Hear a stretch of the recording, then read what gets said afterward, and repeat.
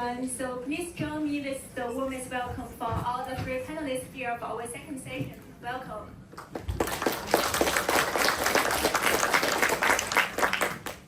Today I have the great honor to introduce these three panelists.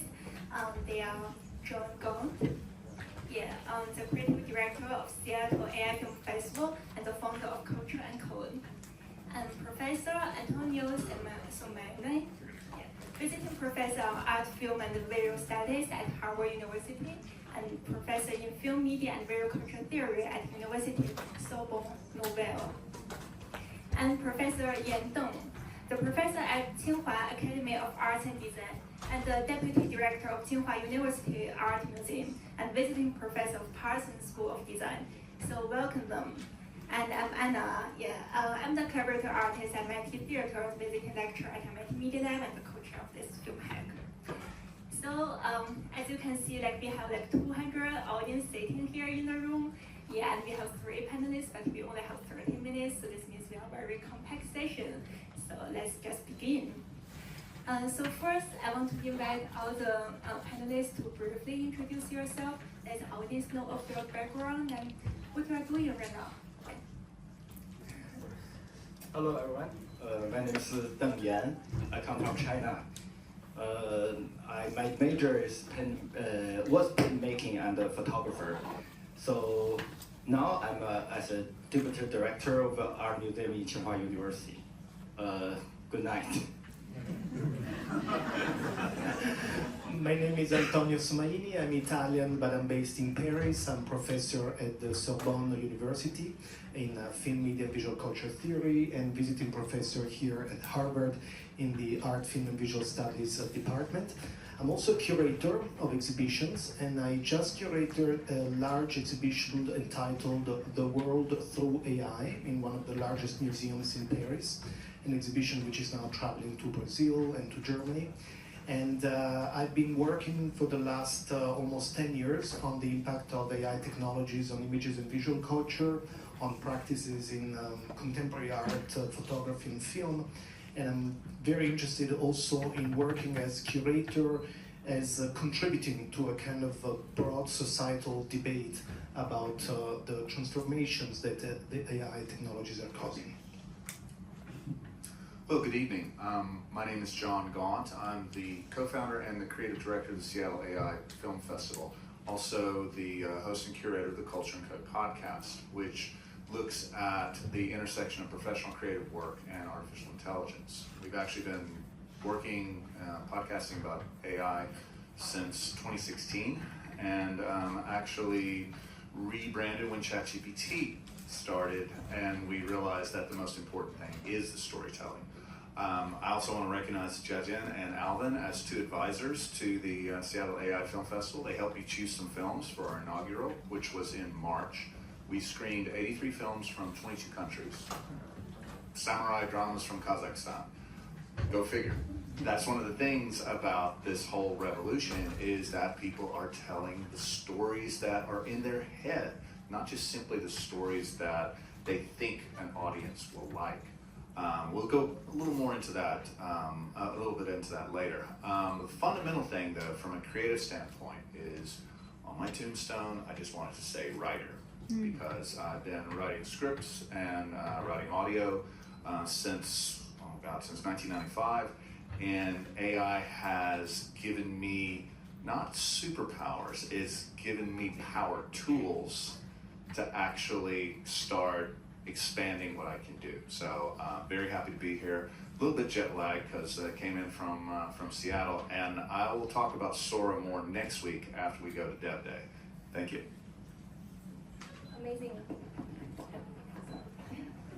Amazing. Welcome again, all the panelists, and it's really amazing to hear of your background, that actually your practice, your academic experience has spanned all the art fields that you could think of, from fine art, painting, sculpture, to film and storytelling and curation. So all these kinds. So this means I think this panel roots deeply in art history in some ways, and I want to take a question to let us go back. So when you think of how photography has recycled a painting a long time ago, and how film was interrupting theater in some ways. So do you think that AI is raising some kind of like revolution these days? And in this way, how we define, how we redefine what art is related to the AI's creation process in art or film or other like creative authorships, yeah, all these fields. So I'm going first. So I was a photographer. When people ask me, or some student of mine ask me if AI can be used in photography, is that still a photography? I talked to him, it is a photography, but it's really complicated question. Is because when people ask for is this still photography? That's two meaning. Is this a picture? Is this art? I think that both questions coming out together. When I ask an art teacher, I have to talk to them. It's as if art, if photography as an object, it's meaningful by using AI. If you are talking about photography as art, it could be the part of art, but art not, as an artist, do not make objects. That means AI actually cannot interrupt the photography, because photography has a different meaning if it's as an art. So what's next questions? How you redefine the creation or like authorship? Okay, so I think artist is artists. Most of them, they don't even care about new technology, but in some way, when the new technology coming out, they change their life. So artists being his life to tolerate new technology. What, am I speaking? I'm not speaking as well, but do you understand what I'm saying? It's like when artists using new technology, it doesn't mean it's interrupt ordinary media. It's just by using new way to translate their concept to describe art. So in my opinion, so it's really it's hard when my student talk to me these questions, ask me about these questions. So I just let him know, don't ask this question again, because it's really difficult to answer. It's a really complicated issue to answer. Thank you. I do think that AI technologies during the last 10 years have been causing a really profound transformation in the fields of still and moving images that can be absolutely compared with what happened with the invention of photography, or later on the invention of film and television. So we are witnessing a kind of media historical break that can be compared to those moments. At the same time, I would be very, very hesitant in considering AI as a medium in itself, because the term AI is becoming more and more vague. It's becoming a little bit like talking about digital media. What are digital media? Today, AI is a plurality of models, very different from one another. The very term AI has changed many times in time. There's the famous AI effect that causes certain technologies to be called AI at some point, and then they are not called AI anymore. If I had to do a show on how artists are reacting to AI, let's say 10 years ago, it would have been mainly a show of artists dealing with machine vision and face recognition. Almost no generative AI, let's say 2015. So the question is, what is AI going to be in 5 years, 10 years? And also, and here perhaps I'm a little bit dissonant in my opinion, I'm not terribly a fan of creating a field that we call AI films, AI art. I'm much, much more in favor of keeping these products within the broader domain of cinema and contemporary art. Because I think that in the past we've made a mistake, for example, in creating an area such as digital art, a term that is almost not used anymore, which created its own domain with its own museums, its own festivals and so on. And then today, nobody really knows what is digital art because artists are using digital means everywhere. So I think what's happening now, what I'm witnessing as a curator, as a, somebody looking at what's happening in the field of contemporary art, is that more and more artists who do not come at all from the field of programming and so on are beginning to use AI tools, sometimes in conjunction with other non-AI tools.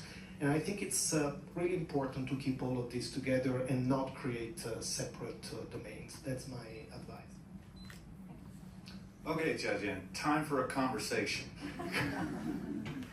I'm all about mediums. Okay, and you remember your catechism from Marshall McLuhan, the medium is the message. What is the extension? How does it change human relations? Remember, railroads didn't just move people and goods. Rail transit changed our ideas of what is commerce, who I want to see and who I want to get away from. We're extended daylight into night using a light bulb. That reorganized how we did factory systems and made possible this radical new concept called a nightclub. So mediums don't just extend capabilities. Mediums simultaneously transform what people desire, what they think is valuable, how they want to work together. So the question about AI is, what's the extension and what's the change? And I would argue that the extension is this. Regardless of the tools, regardless of the models, the platform, the fundamental extension is that we have enabled natural human language to act as computer programming language. We have enabled, people are not operating technology, people are casting spells. And spells are words that set things in motion. When we were kids, we said abracadabra, which actually, if you look at the etymology, is an ancient Hebrew and Aramaic term. In Hebrew, it means I create as I speak. In Aramaic, it is I create as the word. Fundamentally, abracadabra is real, courtesy of artificial intelligence. If you can think it, if you can articulate it, you can make it. And so in that sense, if that's the fundamental extension, the fundamental change in the relationship is that technical fluency is no longer a barrier to entry for any kind of creative work. It is your ability to have taste, make decisions, make choices, not the generation, but the editing. That's the verb that we're after. Most of what I saw on the screen are great, and I say this with complete respect, student projects. They showed what you can possibly do. Were they stories that actually told me what it is to be human, where we fit in the world, and how we should deal with each other? Yeah, they touched on that. But fundamentally, that is the essence, that's the spirit that true AI art is going to have to answer. What is it to be human? Where do we fit in the world? How should we treat one another? Just to continue the conversation, I'm certainly not denying that AI models are part of our media landscape. What I was saying is that I'm not convinced that we can talk about AI in all its complexity and multiformity today as a medium in itself with a kind of medium specificity. Right. That's what I was trying to say. But otherwise, certainly it's part of our media landscape, it's part of all these extensions that, of course, make one theorized in such a powerful way. Amazing. Thank you for this very wonderful discussion. And I just want to say that, yeah, as we see, we are really redefining a lot of things. We are redefining what art is, and we are redefining as well what medium is actually. Yeah, and I remember there is a quote that someone says, film is a media because you could make a film of other things, but theater is not a media because you could make a theater of other things. I don't totally believe in this quote, but I just want to say that people have different definitions of medium itself. Yeah, and also as we say, AI is a it has a broader idea, and the idea changes like every maybe 1 year, like several months nowadays. Yeah, so it's hard to define that. Yeah, and also like I love your code, like how AI is like working as a spell, right? It's opening up like people's possibilities. Like when we talk about like digital art, machine art, installation art, immersive art, computational art, glitchy art, like many years ago, and now these words we are stopped like talking about them. Like we are just like talking about like algorithm art or just like art. Yeah, art nowadays. Yeah, and it's complicated, definitely. So, and I think, John, you have already touched a little bit of our next question. We just want to say that as we are like creating AI art, as we are still using this word, and during this process of creation, consumption, it's not only like we are changing the tools and the medium, as well they are changing ourselves, they are changing our perceptions and cognitions. So what do you think that this means by like how AI or their tools or their creation is reshaping our sense of self and our understanding towards the world, our memory, our imagination? Yeah. I think that yes, interacting with these tools does absolutely reposition ourselves as subjects in relation to technology, and leads us into a whole series of forms of co-thinking, co-feeling, co-creating, and so on. But again, these kind of interactions constantly evolve, transform. And we're now on the verge of the arrival of the development of this agentic AI that's been mentioned.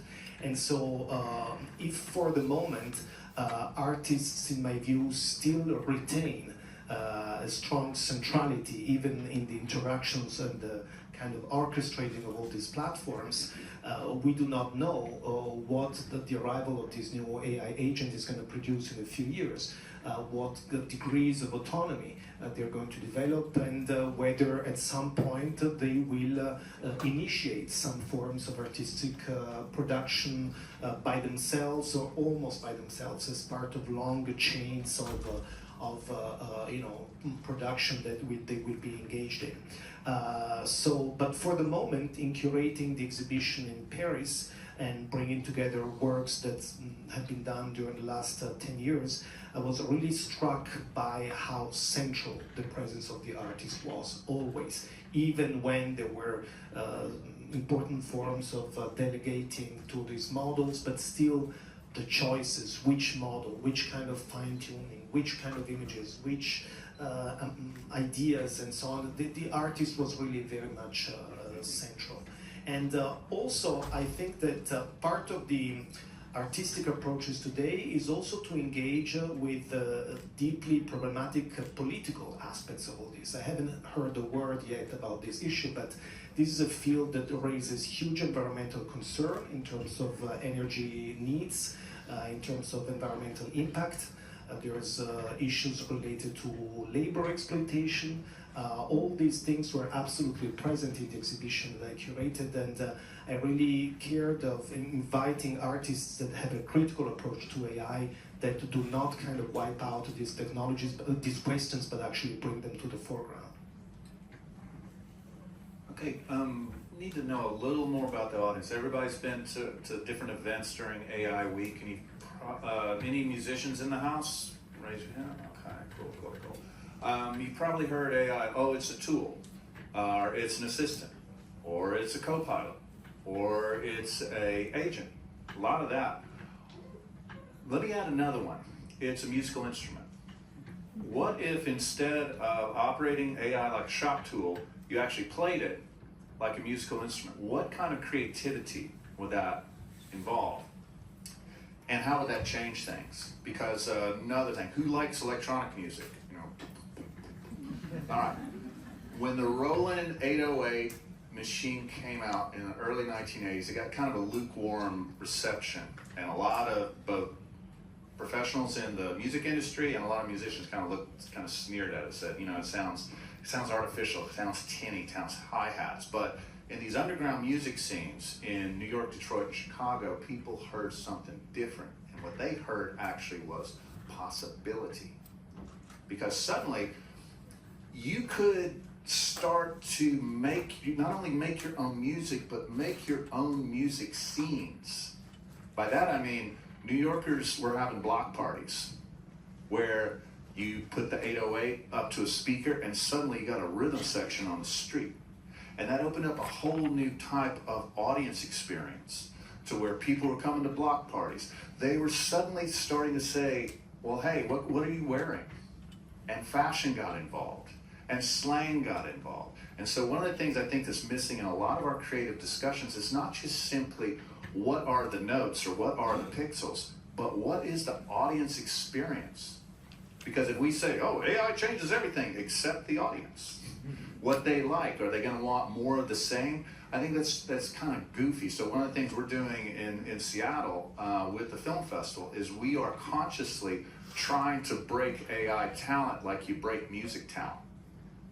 We're taking AI off the social media, out of the conference room. This is great, but trying it out. What does it look like in the clubs? Alvin was at an event we did, AI Movie Night during Tech Week, where we actually took over a nightclub with all the flashing lights and everything. We're going to have a Halloween party and basically say, if this is really going to be media and a new type of experience, it's got to involve the audience at a deep level. So as we're talking about how it changes our ideas of creativity, it's got to talk about how it changes our relationships with our audiences.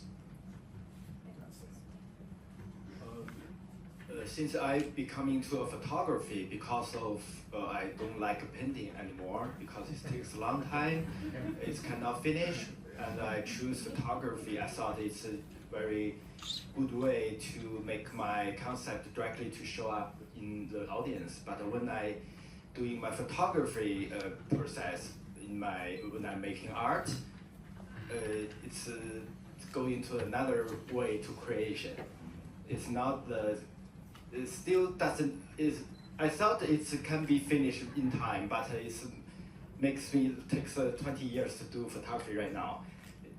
I think new media can change the way to create art, but when the media can make something immediately show up, the traditional way to painting, the traditional way to taking photography, I think it doesn't disappear. It's just you create a new space, create new time to thinking about art. Photography make artists to thinking about different way to think about our life because of the photography, like a camera to like us to see the history, and recently together you can see the space, but the painting cannot do that. But when the camera create new space to think about the history, I think AI, I don't know AI can be compared with camera or the tools, but I think if AI as a tool, I think it's too easy. AI is not a tool. I think when you turn on the light, it's not just that you can see something at night. When the electricity bulb invention is not created I think it's not just to turn on the light. It's about create a new life at night.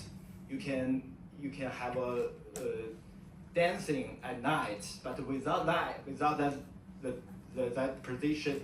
process of the turn on the light, you cannot figure out what's going on at night. I think AI is a kind of accelerated the way to creation, but it's not compared with the tool, with camera and the painting. Yes, thank you. Yeah, thank you for all these wonderful discussions, and I totally believe it's all true, and also it's still complicated, and we have different views towards it. And several things that we want to touch, though we only have limited time. We are thinking of audience, audience for film, audience for the exhibition, audience for even a single medium photography or painting or whatever. And we also touch another thing what does this mean to have a new way of seeing and thinking? So this might mean that AI or like AI tools or whatever is adding something to the meaning of the content itself. So we are not only looking at the object itself, we are thinking of the process, like how it's created, like how we are enjoying it, how we are experiencing it. So this is how AI or AI art is changing our lives in another perspective, right? Yeah, and as we only have 4 minutes left, or like 2 minutes left, I don't know for sure. Let's have a final sentence for this panel session. So, what do you want to say to like, either from your like identity, like as a scholar, or like professor, or like curator, whatever, or just something to say to our film creations? Yeah, thanks. Okay. I'm not from film background, and I'm as an audience, I really like watching film. I like two kinds of film. One is entertainment film, like cinema, and also I like some artistic film and really conceptual film. But I just want to say, for AI can be generated in the art creation. But when I make a decision, since I have seen a lot of evaluation, like a critique about the film, is still not critique about AI. It's all about film. It's all about how art. But it's coming with a very complicated question: is AI makes it happen? That makes the critique and the artist hard to answer the questions, because it's convey a lot of meaning of the film. But the film is still the film, art is still the art. I think we still have to keep thinking about nature, about because the artificial intelligence is just a part of the nature. Do we need it a lot? I don't know, but since MIT hold this section, I very interesting to participate, because MIT, because it can be the very high technology issue. But art, I think, is very different. It's nature. It's about how you, because the film becoming to the art takes a long time. It takes 100 years. I think nobody can break in it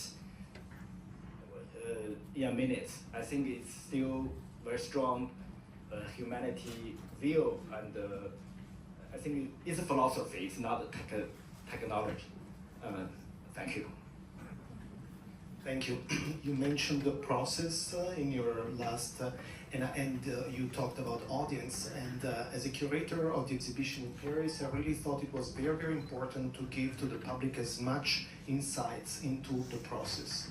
Not to talk about AI as a vague term, but which models, which processes the artists have followed. Because I think process today is really more and more part of the work of art itself.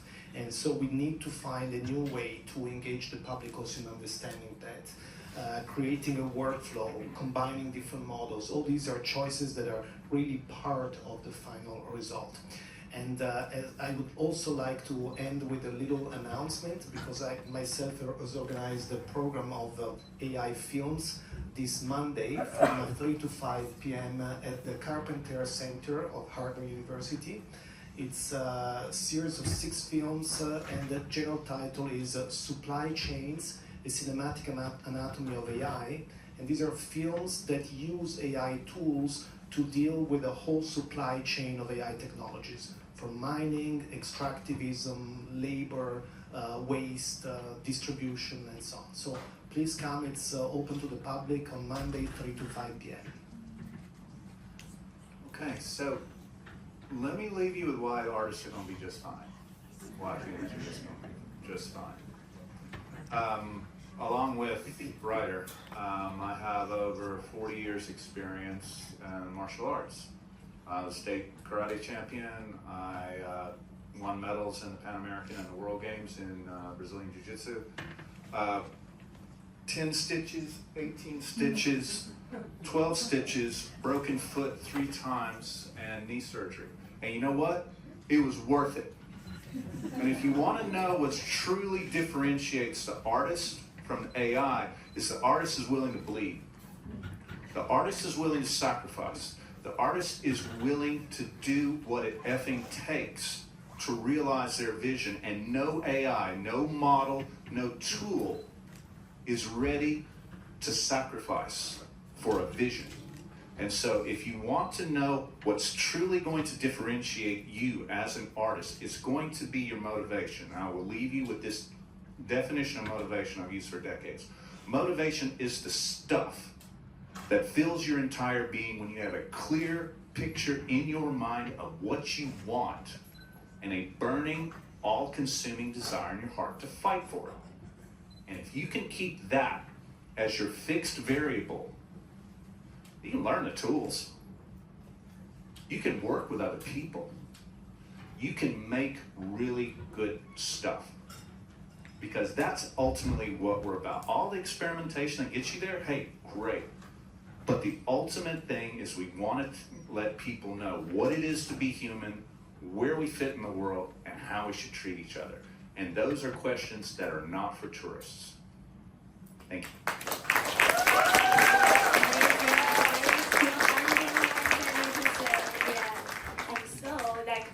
Embracing AI, but art doesn't grow from nowhere. Like art is connected to everything like society, ecology, economy, like identity, and also human, like the human expression, the human touch is really important. So we are at the center of this, and let's do it together. Okay, thank you. Okay, thank you everyone.